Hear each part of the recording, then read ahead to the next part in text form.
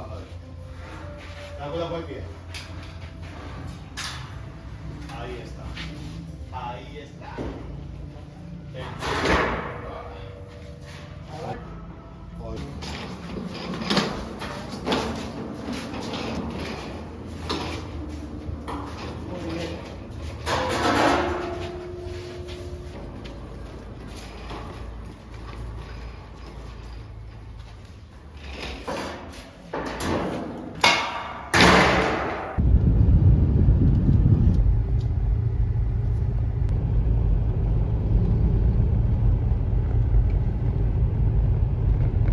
Good day everyone, so we're just about to head to our first stop, which is to purchase the styrofoam material. This is a polystyrene that has metal mesh welded on both sides with little connector rods, and it's a pretty innovative building method. It's been around for quite a while. You can spray it with shotcrete and then finish it with the plastering technique of your choice, and we're going to use that to fill the gable ends, which saves quite a bit of time in the construction process. So here we are arriving at the styrofoam factory. I was able to place my order for the panels and also was able to arrange to get a factory tour. So on the next one, when I come back to pick everything up, we'll get to be able to see the entire factory and how the panels are made.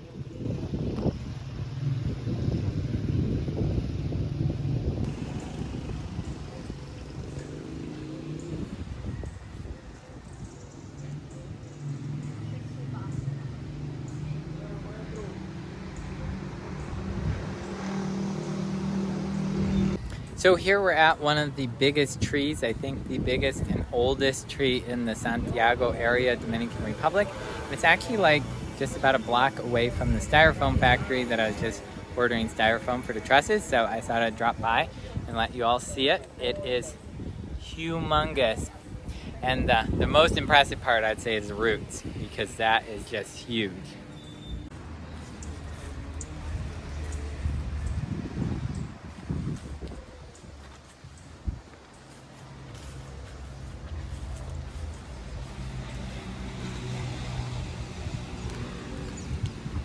Wow, the roots go out so far, even above the ground.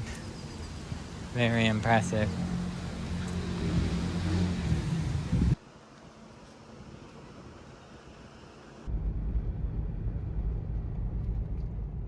So here we are arriving at my favorite hardware in the country.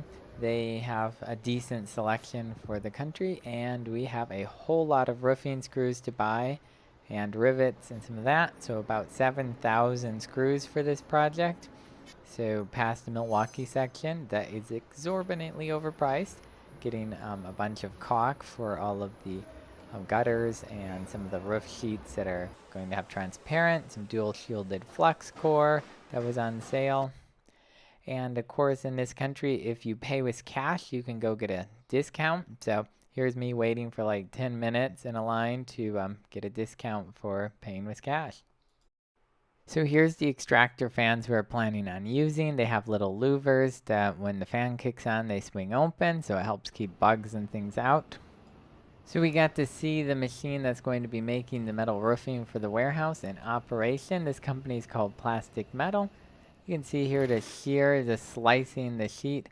It's computerized, and so you can just program the length of sheet you want, and it feeds it out and then slices it. You can see all the rollers. It is pretty incredible just how many rollers and how long the machine is to be able to create the roofing sheets out of a giant spool of sheet metal. So here you can see the end of the machine where it's being fed in all of the sheet metal as it gets rolled, flattened, and then rolled into the corrugation. So it is really impressive. This company also specializes in making gutters and ridge caps, as well as they have a laser CNC machine.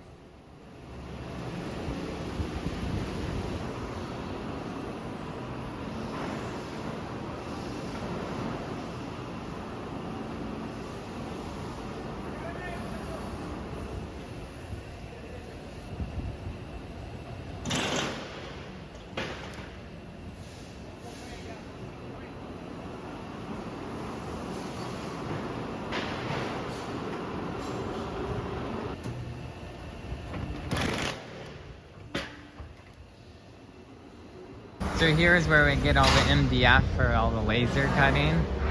So we're getting some more. We ran out of 1/4 inch.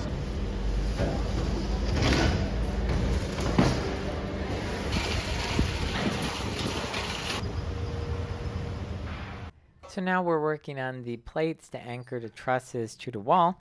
Sometimes people will just put a plate embedded into the concrete and then weld the truss in place, and that can work fine. But I'm trying to save some time, so I am adding plates on both sides where the truss will drop into place and it'll be able to be screwed into place. And that should be a lot faster, no welding required, and we can even use self-tapping screws like this. Each one of those has around 1,500 pound shear strength.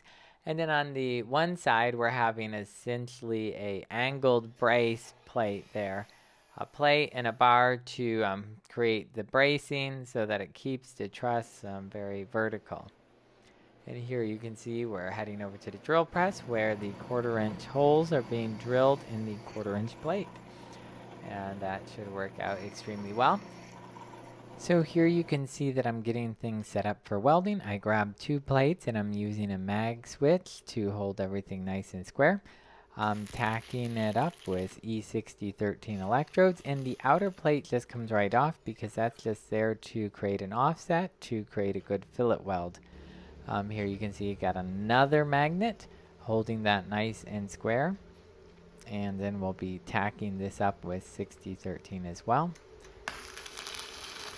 Also, another important thing is to create a nice spacer on the inside. So with the 3-inch square tubing, I have an 1/8 inch spacer to ensure that the trusses are able to fit into the gap that's made there correctly.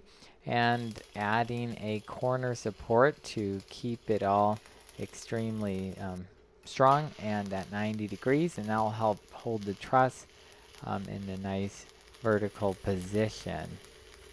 So one thing that's really important is to clamp your base plate down really well, because all of the heat of welding there will tend to warp the metal up. It'll pull it in and out of shape, but when you have hefty clamps, it makes a big difference keeping things pretty flat.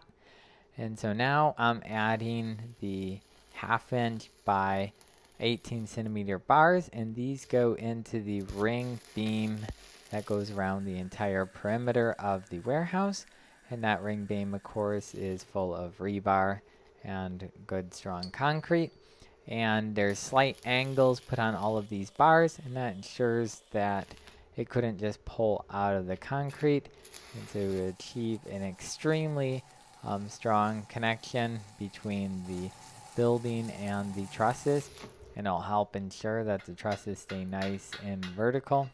And even in very severe weather events, this should provide all the strength necessary to keep things just how they're supposed to be. Well, thanks for watching. If you have any questions, leave them down in the comments below, and I will see you all in the next video. Have a great one. Bye.